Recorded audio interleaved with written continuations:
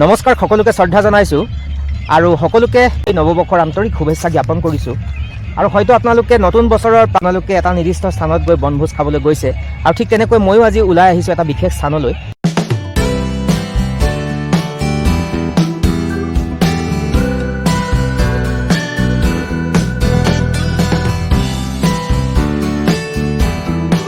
আৰু বৰ্তমান আহি মই এই স্থানটোত আহি পালোহি আৰু দেখি ভাল লাগিছে। বহু মানুহৰ ইয়াত সমাগম হৈছে আৰু আপুনি যিফালে চাব সেইফালে কেৱল মানুহেই দেখা পাব। ইমান মানুহৰ সমাগম হৈছে, তাক দেখি খুব ভাল লাগিছে। আৰু আচল কথাটো হ'ল প্ৰতিজন মানুহে ব্যস্ততাপূৰ্ণ এটা জীৱন অতিবাহিত কৰি আহিছে, কাৰো হাতত সময় নাই। গতিকে সকলোৱে আনন্দ উপভোগ কৰাৰ কাৰণে আচলতে এনেকৈ এদিন ওলাই আহে আৰু ঠিক তেনেকৈ ময়ো ওলাই আহিছিলোঁ আৰু সামগ্ৰিকভাৱে মই এই অঞ্চলটোৰ দৃশ্য আপোনালোকক দেখাবলৈ চেষ্টা কৰিম।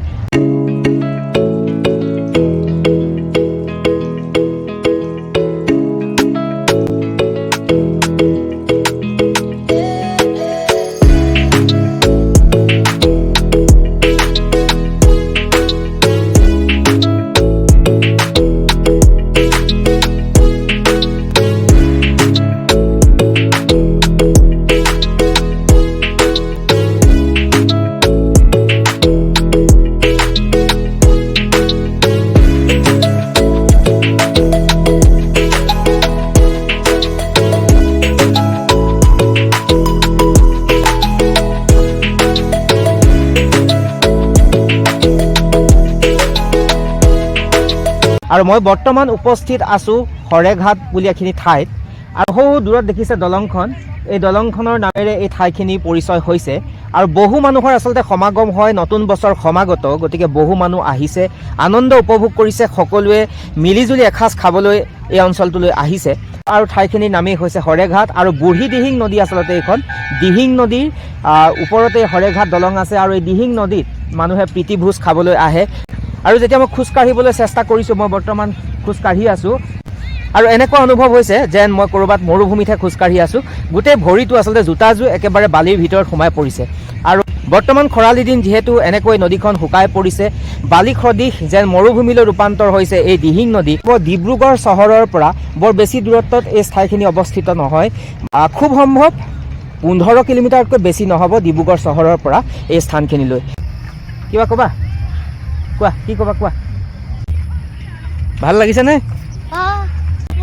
আৰু আমি স্কুটি চলাওঁতে বগীবিল দলং আহিছিলোঁ।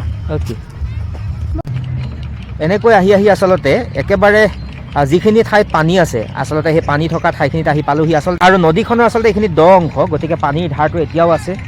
আৰু এনেকৈ দেখা পাইছে, হয়তো এইবিলাক মাছ ধৰাৰ কাৰণে হয়তো এনেধৰণে ৰাখিছে, বাঁহৰ এনেকৈ ধৰক এইটো জালেই হয় চাগে এক প্ৰকাৰৰ।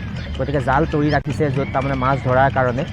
ইজানে নিতালে এনেকৈ এই বুঢ়ী দিহিং নদীৰ যি পানী, সেই পানী অগ্ৰসৰ হৈ গৈ আছে আৰু তাৰ মাজতেই মানুহবিলাকে আচলতে আহিছে মনৰ এসাঁজ খাবৰ কাৰণে, লগে ভাগে এসাঁজ খাবৰ কাৰণে। এনেকুৱা ধৰণৰ প্ৰাকৃতিক পৰিৱেশৰ মাজতে মানুহে এসাঁজ খোৱাটো আমেজেই বেলেগ, নহয় জানো? আপুনি ঘৰত সদায় বনাই খাই আছে, কিন্তু এনেকুৱা এটা প্ৰাকৃতিক পৰিৱেশৰ মাজলৈ আহি সকলোৱে লগে ভাগে এসাঁজ খোৱাৰ যিটো আমেজ, সেই আমেজ সদায় সুকীয়া। প্ৰত্যেকজন মানুহৰ হাতত আচলতে সময়ৰ অভাৱ, প্ৰতিজনে বিভিন্ন ধৰণৰ কামত থাকে আৰু এটা দিন আচলতে অকণমান স্পেয়াৰ কৰি এনেধৰণেৰে আহে। আৰু আকাশত সম্পূৰ্ণৰূপে ডাৱৰ আছে আৰু কিনকিনীয়া এজাক বৰষুণো বৰ্তমান চলি আছে। বৰষুণৰ যি টোপাল, সেই টোপালবিলাকে পৰিৱেশটো আৰু বেছি ধুনীয়া কৰি পেলাইছে। আৰু সকলো মানুহে বৰ্তমান এতিয়া একেবাৰে বেলু ডুব ডুব যাওঁ অৱস্থা হৈছে আৰু সকলোৱে আচলতে খাবৰ কাৰণে প্ৰস্তুতি অব্যাহত ৰাখিছে। আৰু আপোনালোকে যে এইফালে চাই দেখিছেনে, বহুতে কিন্তু খাই মেলি গুচিয়ে গৈছে, একেবাৰে খাই বৈ ৰেডি হৈ পেলাই নিজৰ টালি টোপোলা বান্ধি এনেকৈ তেওঁলোকে নিজৰ যি স্থান, সেই স্থানলৈ গতি কৰিছে বা নিজৰ ঘৰলৈ যাবলৈ চেষ্টা কৰিছে। হয়তো তেওঁলোকেও আজি এই প্ৰীতিভোজত তেওঁলোকে আনন্দ উপভোগ কৰিলে। এইখিনিতে এটা কথা ক'ব বিচাৰিম, বনভোজৰ সংক্ৰান্তত আমি বৰ আনন্দ উৎসাহেৰে আচলতে এটা পিকনিক খাবলৈ আহোঁ আৰু আহোঁতে আমি বিভিন্ন ধৰণৰ সামগ্ৰী লগত লৈ আহোঁ।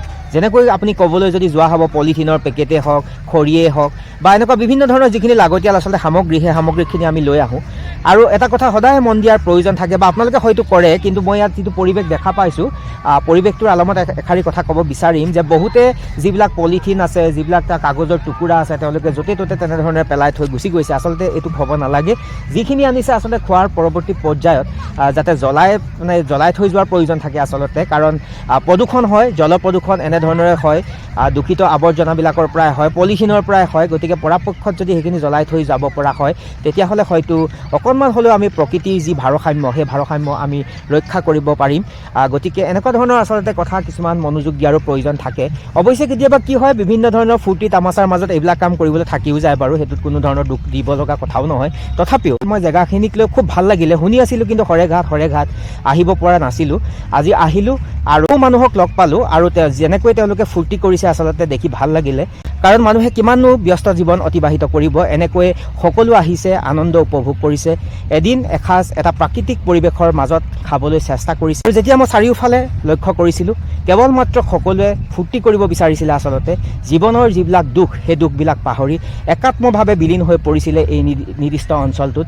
আৰু এতিয়া আন্ধাৰ হওঁ হওঁ অৱস্থা, গতিকে বহু মানুহ গুচি গৈছে ঘৰলৈ, ঘৰমুৱা হৈছে আচলতে।